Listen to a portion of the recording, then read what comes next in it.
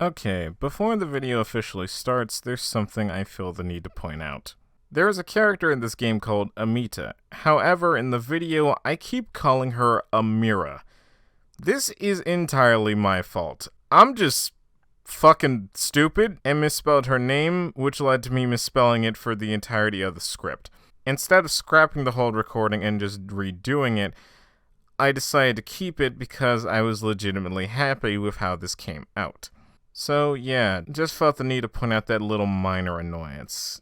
Anywho, I hope you can enjoy the video regardless of how incredibly stupid I am.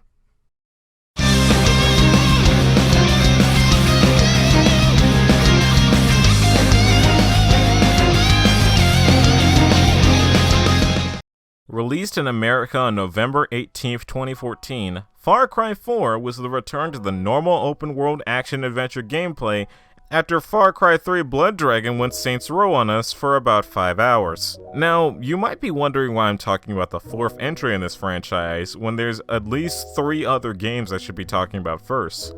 Well, that's because Far Cry 4 is the only entry that I've actually played so far. Back when I had a PS4, I bought Far Cry 4 when it was on sale for $10, and immediately I was in love with the writing for the villain Pagan Min. I had heard about Vaz and his infamous insanity speech, but Pagan just clicked with me for whatever reason. Now, I knew about the secret ending to this game going in, and I decided to see that before actually playing the game for real, which was... I'll get back to that. But after deciding to leave Pagan's estate and completing the prologue, the world was my oyster. Sorta. You can't explore the entire country at the start, only a small section of it, and you unlock more as you progress through the story. This requires you to do missions for the Golden Path, a group that's... Okay, you know that point I said we'll get back to? Let's get back to that. So you play as Ajay Gal, and you are going to a Himalayan-inspired country called Kyrat to scatter your mother's ashes. However, Pagan sends his man to stop the bus, even though they do a bad job at it, so he can formally introduce himself and help Ajay do what he came here to do, while having some son-in-law bonding time. Yeah, we find out that Mohan Gal, Ajay's father, was this tyrant who started the Golden Path and sent Ishwari Gal, Ajay's mother, to spy on Pagan. Ishwari and Pagan ended up falling in love and having a daughter together by the name of Lakshmana. Mohan did not take this well and killed Lakshmana. In turn, Ishwari killed Mohan and took Ajay to the United States to start a new life.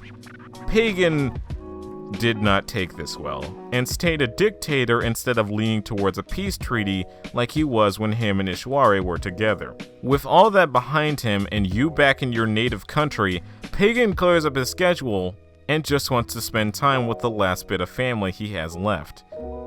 So, if all that gets wrapped up in a secret ending, what reason is there to play the actual game? I ask because I legitimately don't know. I didn't beat this game. I fooled around in the space I had and tried a few story missions to try and expand how far I could explore, but there were 2 factors that prevented me from continuing this. 1, there's unskippable cutscenes in goddamn 2014, and 2, again, why exactly am I doing this? I don't care about the Golden Pack. Heck, even Ajay doesn't sound like he wants to help these goobers out. So why should I care? Why should I play this game when I feel like I already got the good ending? So, I stopped.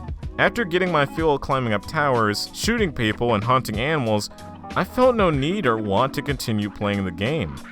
But I wasn't gonna let it end like that, so I looked up the 2 major Golden Path members, Sabal and Amira. I thought that maybe they're being tough and distant because they just met me, maybe they'll get better over time. They did not get better over time. Sabal is a religious fanatic that wants Kyrat to be a religious state controlled by the possible reincarnation of their god, and he executes any non-believers or anyone that was against him. Then there's Amira, who is a lying jerk. She seems like she wants to help everybody, but if you actually side with her, she tries to make the whole state into a giant drug factory, and then she conscripts children to serve as child soldiers and workers in fighting the remnants of Pagan Min's army. Pagan's not a saint, sure, he kills people, and seriously messed with a character called Nor, but compared to these people, Pagan seems like the better choice.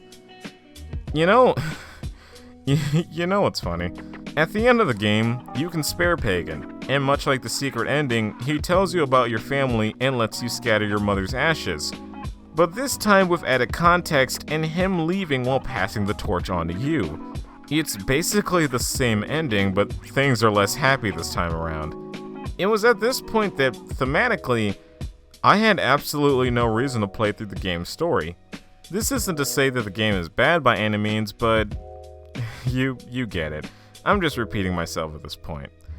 Now, believe it or not, with me mainly talking about story, setting, and characters, there is a game to all this. I can't really go into massive depth because I had stopped playing after 8 hours into the game, but I can tell you this.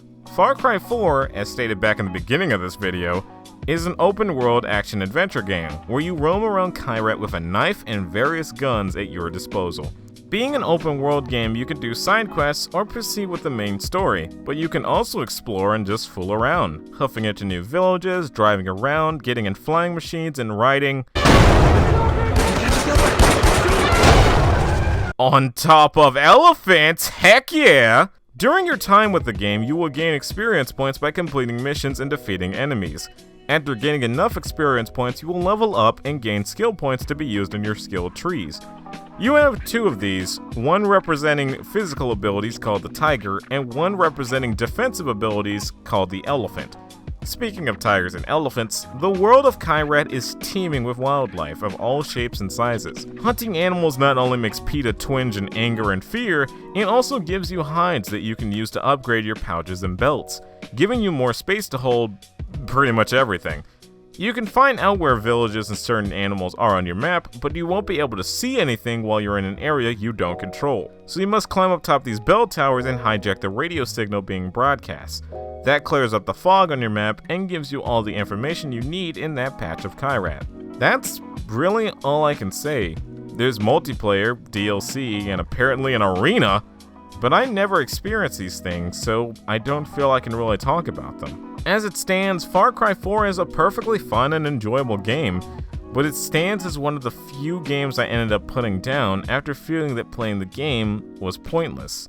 I mean no ill will towards anyone who genuinely enjoys the game, nor do I dislike the game. It's just a very weird scenario. Maybe if I didn't know about the secret ending going in, I would have gotten more invested into the story and would have ended up playing the game to completion, but who can say? I do want to go back and play Far Cry 3, and whenever I decide I want a PS4 again, I do want to see what Far Cry 5 is about with this weird televangelist looking dude. But right now, that's all I have to say about Far Cry 4. Let me know what you think about Far Cry 4, but only if you want to. Guys, be safe out there, and thank you so much for watching.